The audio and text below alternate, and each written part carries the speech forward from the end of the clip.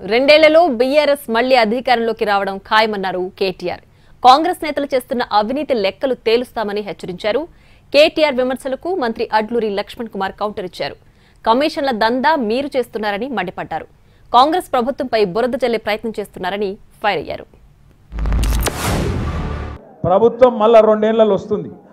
ఎవరోళ్ళని ఏం చేయాలనో, ఎవరోళ్ళ సంగతి ఎట్లెట్లా తీయాలనో, ఎవరోళ్ళ బెండ్ ఎట్లెట్లా తీయాలనో తీసే బాధ్యత మాది. ఇదివరకు లెక్క ఉండదు. అందరి జాతకాలు తెలుసు. ఎవడెవడేం చేస్తుండో మాకు కూడా ఎరికే. టైం వస్తుంది, అన్నిటికీ టైం వస్తుంది. మీరు తలుసుకుంటే ఎంత పెద్ద పోటుగాడైనా ఎక్కడికి పోవాలన్నా గాడికే పోతాడు.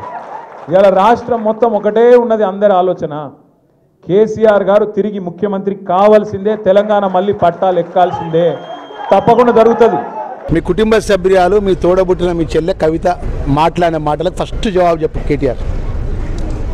ఆమె మాట్లాడింది కదా వీడియో ఒకటి వచ్చి, దోసుకున్నారు, దాచుకున్నారు, కమిషన్లతో మొత్తం మా నాయనను మొత్తం ముంచిళ్ళు, మా నాయనను మొత్తం నట్టెట్ట ముంచిళ్ళు, మా నాయన దేవుడు, ఇంద్రుడు, చంద్రుడు, మా నాయన కేసీఆర్ అని చెప్పి కవిత మాట్లాడిన మాట్లాడకు కేటీఆర్ ఫస్ట్ జవాబు చెప్పమని.